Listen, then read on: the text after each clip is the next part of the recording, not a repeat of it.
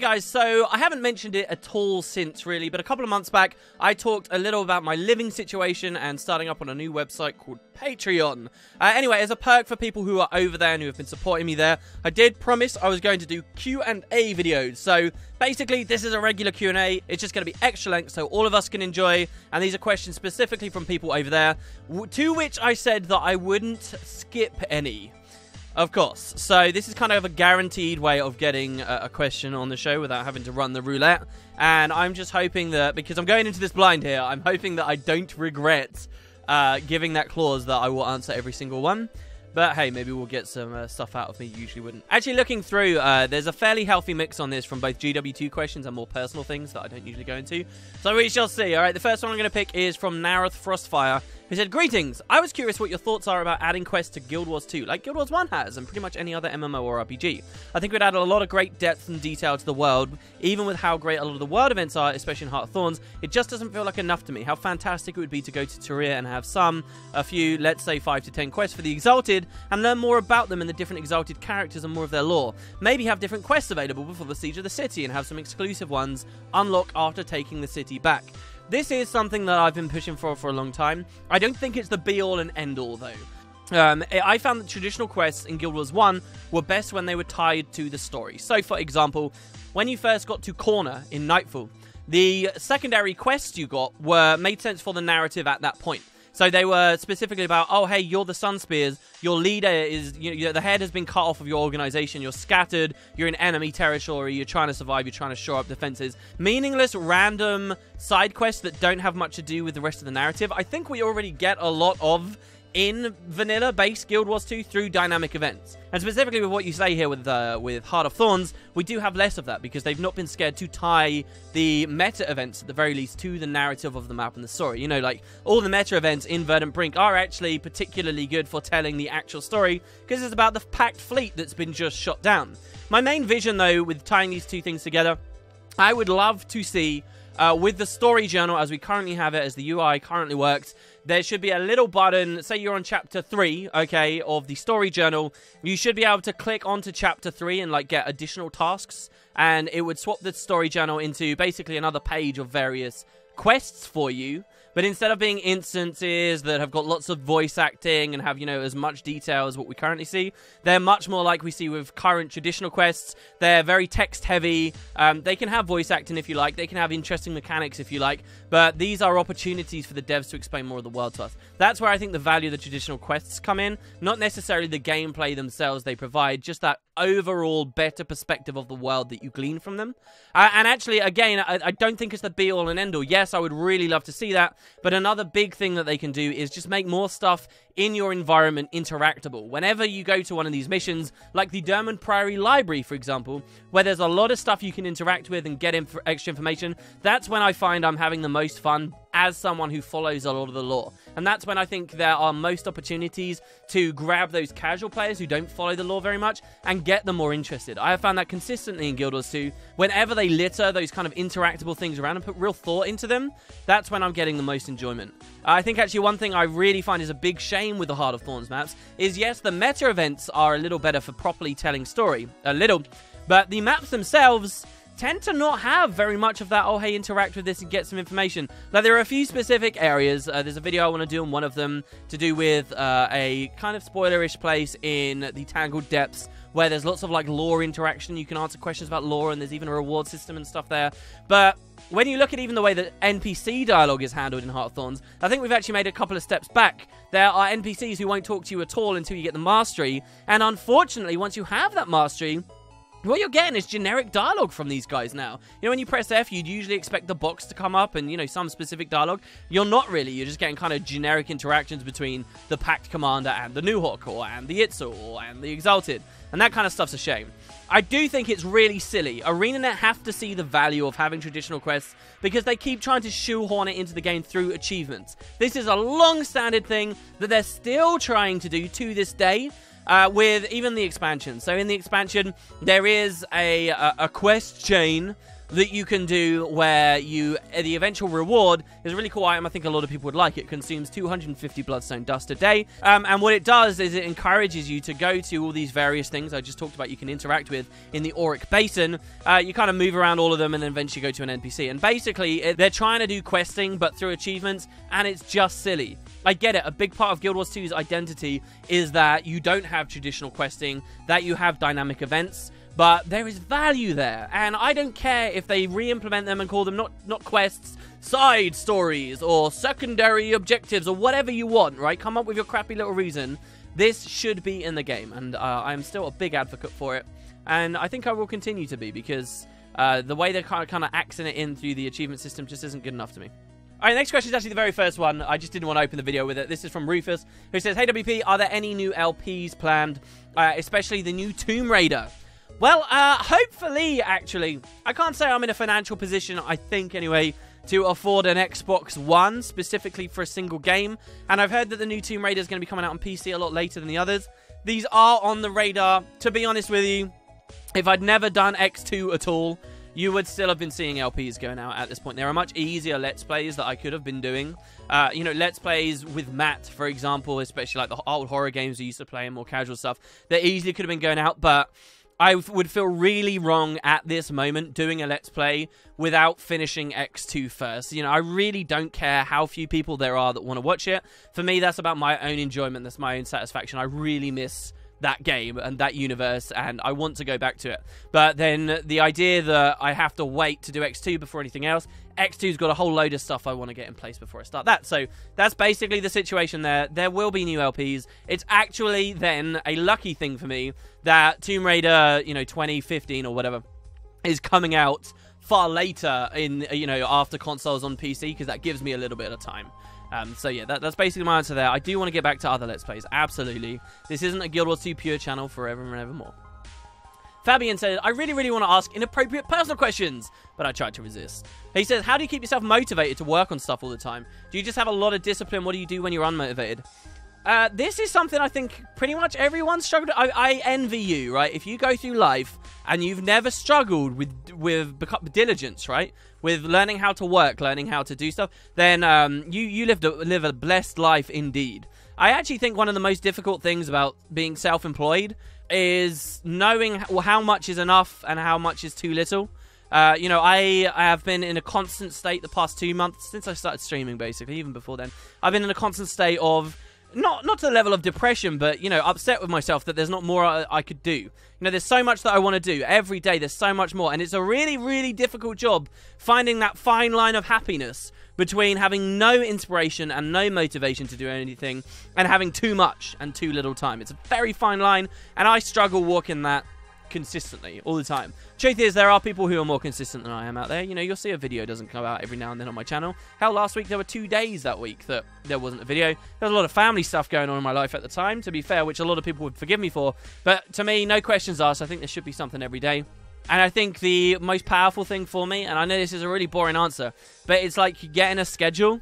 You know, when I lived kind of a wishy-washy, wonky life where I didn't really care what time I got up or when I went to sleep, I definitely found it was harder to fit stuff in. Leisure time goes really fast, and if you don't have the other stuff in place, like the big blocks, and force yourself to learn how to do that, it can slip away from you, like, very, very, very quickly.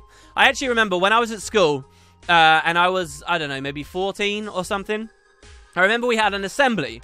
So, you know, everybody goes in the big hall and we have a teacher that stands up and talks about stuff. Usually the assemblies were given by the same teachers all the time. And it would just be random crap, administrative crap, or stupid nonsense you didn't really care about. When I was a lot younger, it would be, you know, we'd even have to sing prayers and stuff. Like, it was kind of ridiculous.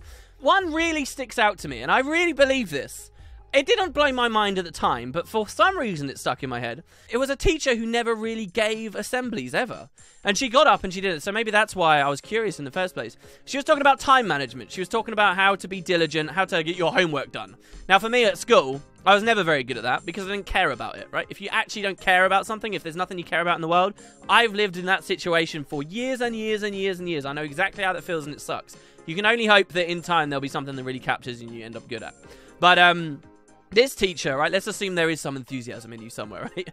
This teacher taught a really valuable lesson about time management. Which basically she did, she has a big glass, and the glass was empty, had nothing in it.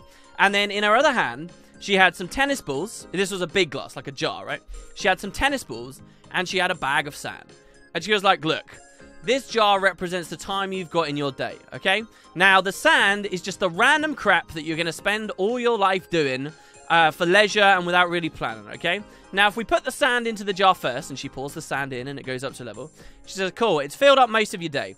Now, these tennis balls are things you absolutely need to do. The things that you think you want to be doing, the stuff that you should be getting done each day, okay? This is your homework or whatever the hell. And then she puts the tennis balls in. And of course, because the sand is filled to a certain level, and then she puts the tennis balls in, the tennis balls don't fit all the way in. They're coming out of the jar, and it's like, look, you don't have enough time.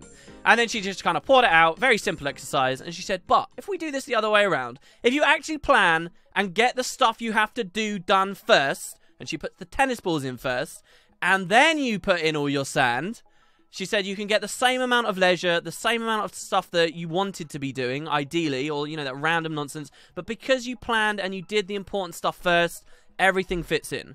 And that's just, I'm not saying I live and die by that, but I think it is a fairly decent physical representation of how time management can actually allow you to do everything you want to do.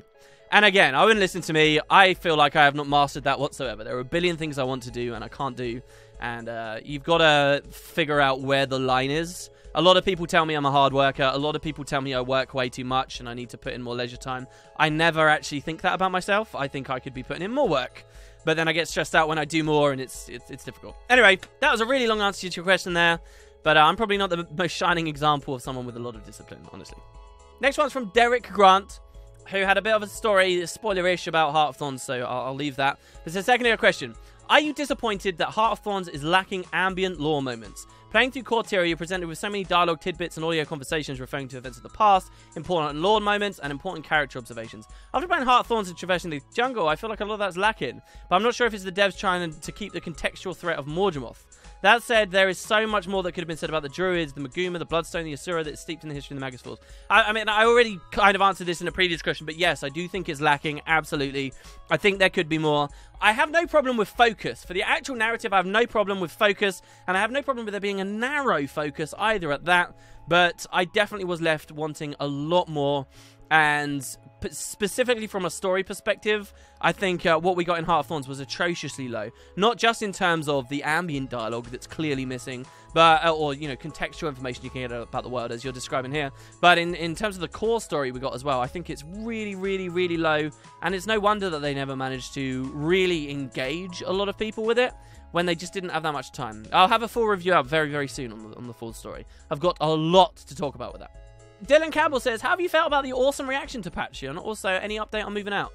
It's been really surreal and weird. I've talked about this a little bit on my streams. I've talked about this a fair bit on Visual Wood. The main thing with this is, I mean, in truth, Patreon hasn't changed very much at all just yet. Based on when I started it, the fact it's only been a couple of months, and something weird going on this month with payments or whatever, nothing much has actually changed, like, realistically. However, in terms of, like, how I feel about what I'm trying to do, in terms of how I feel about, you know, being a success, just general happiness levels, oh, it's a night and day difference. It's completely different.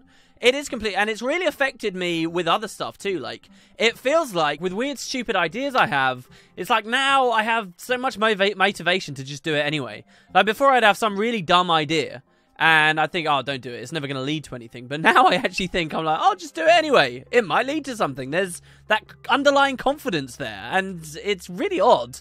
So, like, on the stream, this was after Patreon started, I started doing the stream, I played a lot of personal story stuff, and I really got very in tune, once again, with the personal story. All the things that I thought I did good, but very importantly, the things that I thought I did really terribly. And it's funny, doing that, I don't know whether it will ever be used for anything, but I actually have a Google Doc right now, and it's pages and pages long, and it's all organized by chapters. There's not much information in it at all. I've not worked on it very much. But I actually have a Google Doc of just, you know, like, my own personal response to everything about that doc, you know, to be able to sling under the nose of someone at ArenaNet, in theory, and be like, look, read this, please, read this, if you're ever going to try and fix the personal story, seriously, or let this guide you in the future. That's such a bold thing to do, or a cavalier thing to do, or, you know, a big-headed, egotistical in a way, to think, oh, what, you're going to write something and assume that someone will read it. It's not even a real idea of mine. But my point is my perspective just on general stuff, completely unrelated stuff almost, just in my life. I feel much happier giving stuff a shot. It's very weird. It's something I've never experienced before, and it's pretty cool. As for moving out, the plan has been to do it after Christmas. I don't want to knock the support I've had on Patreon, but again, realistically speaking, I actually have no idea how much it helps at this point. We have been on a negative trend where people have basically been leaving it. I don't want to sound ungrateful or whatever, but if that trend continues, I mean, who knows what I'll actually be capable of doing. It's also coinciding with the release of Heart of Thorns, which I have to watch very closely to see how that affects the regular channel and stuff. So I'm kind of still on tenterhooks, still waiting. After Christmas is the plan, and we shall see, you know, whether that negative trend has continued or flatlined or what. I think regardless, after Christmas I'm gonna make a move, even if I'm not great financially, even if I move into a really crappy, stupid little place.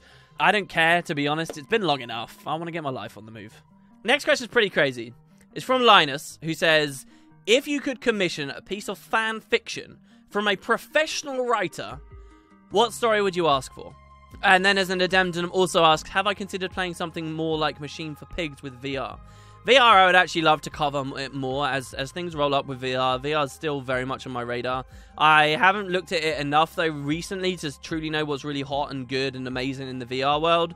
But it's definitely on my radar, and maybe one day we will see that come over to the YouTube side of things as well. Actually, I think long term, that might be something really cool to move into. But for the fan fiction thing, my God.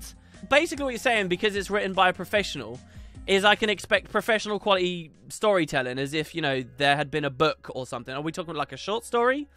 For Guild Wars? Anything of that nature? Any of the things that I'm excited about mystery-wise. I think the main thing I'm buzzing on at the moment is Saul D'Alessio. I don't know why.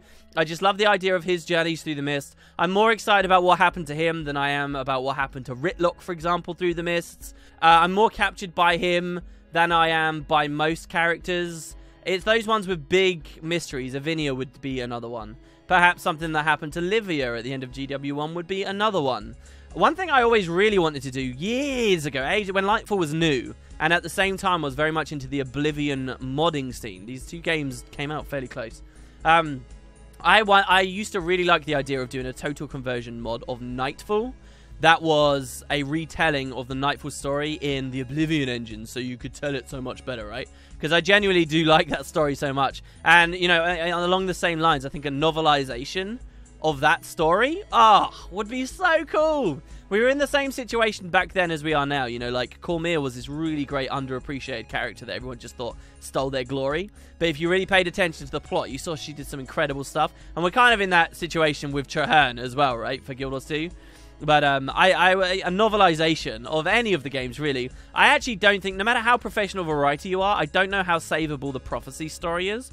Because for all the mysteries and world-building quality that it brought to this franchise, the actual narrative of Prophecies is pretty awful. It's just like, hey, let's go on a world tour. We're going to go here, and then we're going to go here, and we're going to go here, and we're going to go here. And like, the pacing of it is just terrible as well. So I don't know how much a novelization of that would improve things. A lot of people have asked me over time as well what story I would choose between the two games. And I actually think if you were going to go for kind of a genre twist, right? Take the same universe, but go throw a different genre on it, right? So instead of it being a fantasy RPG kind of genre, like high fantasy adventure story, and instead you wanted to go for like a sci-fi horror twist or something. If you were going to do something like that, but using Guild Wars lore, I would love to see fan fiction written about the Golem uprising that occurred with the Assyrians, right? And that ominous, threatening idea that it could happen again. That would be really fantastic as well. I was hoping a little that there'd be more of a fan fiction community bubbling around since we started doing giveaways based on that kind of stuff. I haven't seen too much movement, which is a shame. Next question is from Davey Bartels. How do you feel about the really hard content put in the new Heart of Thorns zones? I love hard content, but don't you think it's better to separate the harder content from the more casual content instead of having a mix in these zones? The core game's so easy now. I feel the learning curve for the casual and on new players hopping into Heart of Thorns is pretty big, which could be annoying for both casual and veteran players. Casual players didn't learn how to play the game properly because you don't need to in the core game, and are now getting their head smashed in against the wall because the new Heart of Thorns zones and getting frustrated. For veteran players, it's obviously annoying if you see casual players spamming chat with how the game sucks because it's too difficult. In short, should ArenaNet separate the hard content from the casual and make it clear what is hard and what isn't? Should they redo some things in the core game to make the learning curve smoother? Maybe some other ideas. Well, I would be a huge advocate of what you said right there at the end. That's what I was thinking the entire time reading the question. smoothing out the learning curve, right? I think there is an awful lot that could be done to core Tyria to gradually encourage people to dodge roll more, to face against more dangerous enemies, to run more interesting gear. Like, this isn't even a problem with skill of people. I think it's largely a problem that the core world, the open world, has been so easy for so long that people don't run builds that are any good for it. There is a definite problem, not with Guild Wars 2, can I just say, it's a problem with just consumers in general in the MMO space. There is a definite problem with people thinking they have to run the very, very, very best thing. And if that happens to be what you use in dungeons, then that's what they're going to take out in the open world as well. And they refuse to do anything else. They don't like the idea, right? If they have ascended berserker stuff, they will not go to a different stat set of exotic quality. They're like, oh, that's impossible. ArenaNet, you know, they'd rage about that because ArenaNet are forcing them to change gear or something. That's a really, really silly perspective. If there's anything that I've seriously learned, it may have been bubbling around in many of our heads for a long time now, but if there is something that I've really learned about playing permadeath characters, okay, and playing around, trying to push the game to its limits of how difficult open world can be and stuff, it's this. It's that there is a vast, incredible, almost impossible to judge and balance around difference between how hard the game is on some classes and some builds versus on other classes and other builds. There is an insane night and day difference between playing a minion heavy max vitality character with Death Shroud like a Necromancer to playing even a heavy armor, minimum vitality character with many less minions, right? Like a Guardian. And you can see that on the streams I did. I played a lot on both these characters with no gear on them, and it's insane. You know, people will be very quick to say to the balance devs, oh, you must have a really hard job, because you've got to balance stuff for PvP, PvE, and world versus world, and those three game types are so different. Do you know what? They have a really difficult job just from PvE. You know, and I don't even mean this. I don't mean saying, oh, balance devs, you must have a really difficult job. You've got to balance for fractals, raids, and open world content. No. It's, wow, you've got a really difficult job. There's a massive difference playing just a personal story across just the core classes. Anyway, the point I'm getting at is that this is such a huge difference, and I think it's that inability for people to adapt their builds at the moment because they never had to in the core game. That's what causes people to have tons of problems. I'm a part of the issue as well. You know, I did a video on a Tempest build that was pure glass, massive damage, and I was talking about stuff for general jungle use as well. That build isn't fun in the jungle. It's really not. You shouldn't be on pure glass like that in the jungle unless you seriously want to be absolutely on your toes engaged 24 hours a day. But I'll tell you the truth of something too. People will get kind of snooty and act like, oh, this is what I want. I want to be max engaged the entire time. You actually don't. Games aren't fun when you're in the final boss fight for every hour of your gameplay. There is such a thing as pacing of difficulty, okay? General open world stuff shouldn't actually be max difficulty all the time. And it doesn't have to be in the jungle. People just have to run better builds, but they don't. And the core game is what's enabling that mentality. The core game is what's having people, you know, who are boiling hot and dunking them in freezing cold water right now. And we're seeing the sizzles on the forums, right? For example, a really common thing I've been hearing is, oh, the Heart of Thorns story isn't hard, but the last mission, that bit's hard. Yeah, you really want to watch out for that. My perspective of that was totally not that it was hard, that it took a little while, but basically I was running a orrery support-ish build that was totally non-standard, but had so many oodles of quality of life, I just, like, breezed my way through it with the exception of bugs, right? Like, how can it be a popular opinion that that's hard when really even a slight change in a build makes it the most easy thing ever? I hold no illusions, though. I don't think you can change the community, not easily at all. Not without actually having some change in game. And the way I would address it is absolutely by looking at a lot of the core game stuff. But I've been an advocate for that a long time, and our general players would rather new content than revamping old. We all know this fact. And so I don't know whether we'll ever see that change. People will just have to learn, and, you know, we may get quite a lot of people quitting, and that's sad. But it's basically the situation we're in. Next question is from Lucas York, who said, in a recent stream, you mentioned you weren't too excited about raiding as an elementalist because of my experience in the beta. You had much more fun on Herald and felt that Ellie wasn't well suited to the fight. Since in Guild Wars 2 you have to play a different character to play a different class, do you think raid design should allow for every class to be successful in every fight? If future fights require clearing each fight in order just to attempt them, but that progression is saved per character, should raiders have to balance taking the right class for the fight versus the right class for the overall raid? This is a really difficult question to answer. In general, I think that Arena talked about this a little bit when they were discussing why boons only affect 5 people and not 10. They talked about the idea of there being a super comp where you have a mix of lots and lots and lots of stuff to stack as many damage multipliers as possible, and then they said, oh, we'd have to balance everything around that super comp. I think that super comp's going to exist anyway, and I think that it should be balanced around that. And it should be engaging to people who really push things as far as possible. And then you just make sure that super comp allows a lot of variety in the gameplay and the classes. The ArenaNet haven't been stupid here. They have 10-man raids and they have 9 professions. If the super comp involves at least one of every profession, so that you can get that balance in terms of the different gameplay styles available at endgame in that kind of content, as well as, you know, a place for every class no matter what you're doing. If you can hit that razor wire of balance, I actually don't see the problem there. And I think we'd get better content out of it. You know, trying to balance so that loads of different builds can all successfully get through is difficult to discuss. What I would say, at least, is the whole build and composition side thing is only 50% of the content. The other 50% is actually just learning enemy tells and learning how to dodge and where to move and how the fight works. And actual practice will be involved there, and maybe you can get your progression through that as well. Specifically, I have no problem with moving away from Elementalist. You know, the D&T builds came out recently, and they showed, oh, Elementalist still does tons of damage, but we, of course, all know that that gets really crippled with smaller hitboxes and mobility, specifically. I'm actually really happy that the more we see people producing guides and stuff like that, it's like, there's this option or this option, and slowly but surely, we're pushing ourselves more into that PvP side discussion and area where it's harder to quantify the value of stuff. It's not just simple, hey, play Sinister Engineer because it's got the highest Condi DPS and that's it. It's kind of, you know, valuing and judging how important is it that I have 5 Condi cleanses just versus just 4? Or how big of a difference and important is a difference between 400 range and 600 range? And when the lines get a little hazy like that, I think that's where build making is more fun and a little more freedom's involved, a little more taste is involved, and we could be in a better place, and I think raids are slowly pushing us in that direction. If it means I don't play so much Ellie, then that's absolutely fine by me. I'm happy to play something else. Herald was a lot of fun, and encouraging people to play other alts I think can only be healthy for the game as well, to be honest. I think that encourages people through other content, keeps us playing longer. I really have no problems.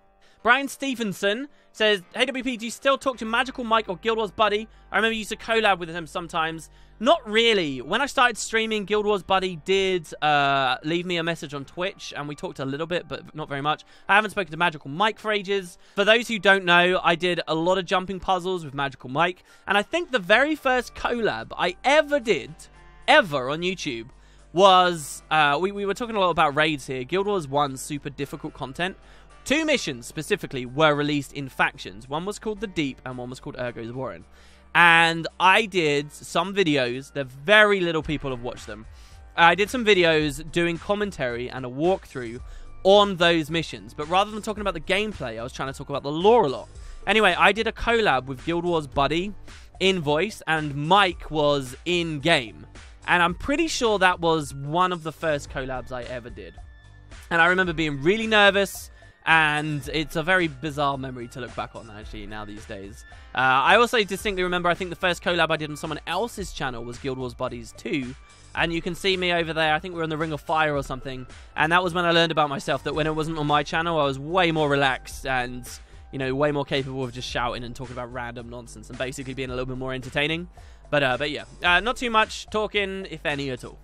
We'll do 2 more questions and we'll leave it there. The next one's from Damon Rath, who says, I realize it'd be conjecture, but with ArenaNet stating that the story will continue with raids, how do you see a new Living Story season proceeding? Can they gate story behind a difficulty wall that most won't surpass before continuing the story? How much can Season 3 build on what raids lay in foundation without leaving more people feeling left out? Well, they've already kind of talked to us about this. I'm really not worried about this at all. I think even if I wasn't a raider, alright, or planning to be one, alright, let's be honest, I might not do it in the end. It could be horrible. I'm planning to be one, but even if I wasn't planning to be one, I don't think I'd be very worried about this. because they, first of all, have said, look, these are going to be kind of side stories. They're going to be kind of secondary stories. Now, a lot of us are holding out that there's going to be Masart-based stuff with this raid, and that would be really interesting, or at least the bandits and the White Mantle Star stuff. That would be really interesting, and that would be something I think a lot of us are very much looking forward to, even if it doesn't tie directly into Living World Season 3. So, but that situation I just described there isn't actually very different at all to the situation we've already been living in. You know, there's a lot of people out there who will say, oh, I really enjoy this story. I really love the story. I really want to read the story. I hate the idea that there's going to be story in raids because I'm not planning on doing the raids. And I think you're lying to yourself. You really are lying to yourself if you think all the story you've ever enjoyed and you're in the Guild Wars franchise, and the only way you are capable of enjoying story is if you physically were there to experience it yourself in-game. I can almost guarantee that anyone who's super into the story has read a lot about it online. And they've still enjoyed it, and they've still liked that story, even if they've ended up reading on the wiki instead of actually going back to play Guild Wars 1. And this isn't even about just looking back on Guild Wars 1 lore and enjoying some of that without actually having an experience for yourself. Look at Ara, okay? The Ara has some serious explorable mode story stuff. Like, it was the one dungeon where they really gave us good story information. Ara is a dungeon that not many people honestly have done very much of. Ara P4, to this day, people pay through the nose to just have it ran for them because they can't do the content. And yet, in Ara, we have incredible story revelations on a huge magnitude, such as, oh yeah, you can actually cure dragon corruption, by the way, guys. Yeah, that's actually a thing, you can cure it. That is huge. And did people complain about the Ara situation? No, they didn't. They play it for themselves, maybe, or they go on the wiki and they read it, and they still see the value in the story, and I think raids will be the same. I'm not very worried at all. The final question is from Richard Compton, who says, hey WP, this is early speculation, but it seems we'll fight the bandit leader, I forgot her name, wasn't it Sabbatha, I think, in the first raid wing, Spirit Vale. What do you think the wings that will follow be about? The story could go in so many different directions, it's crazy. Also remember, huge reveal in the second wing, apparently. Actually, I never knew that they said that there was going to be a massive revelation in the second wing. One thing that I do find interesting, though, is in the betas they said they'd cut stuff out that was in reference to the actual Heart of Thorns story. And I don't even have any ideas of what they may have cut out or what this new thing is we're going to see in the Heart of Thorns story. I really don't. I mean, maybe something to do with this wind they talk about that came up from the south. But I don't have too much inspiration beyond that, in all seriousness. Do I think that, you know, for years now they've been saying, oh, we've got big plans for the Masart. We've got big plans for the Masart. In Guild Wars 2, there's going to be big plans. Do we really think that those plans are beginning now with the first raid? I mean, obviously, they're never always planned to have it come out in the first raid. Maybe these are just going to be the seeds for some much larger story. Geographically, we're going further north, so Primordus could be a thing as we go into the Maguma Waste, but that's speculation on speculation. I actually think I'd be doing everyone a disservice to speculate too heavily on this. I'll play the first wing and then come back to this question, I promise you that. Anyway, so there you go, guys. That was the Patreon Q&A. If you do want to get in on this, I promise you I will be responding to every single one of the questions here. If you want to get in on that yourself, or you do want to support, just like I talked about in that video a while ago, I won't give you the sub story. There is a link to Patreon down below. Thanks very much for watching, guys. Hopefully you regular viewers don't find this very offensive or anything, but I'd love to hear what you think in the comments. And yeah, we'll have regular Q&As going out as well. No worries about that. Hope you guys enjoyed yourselves. I'll see you next time.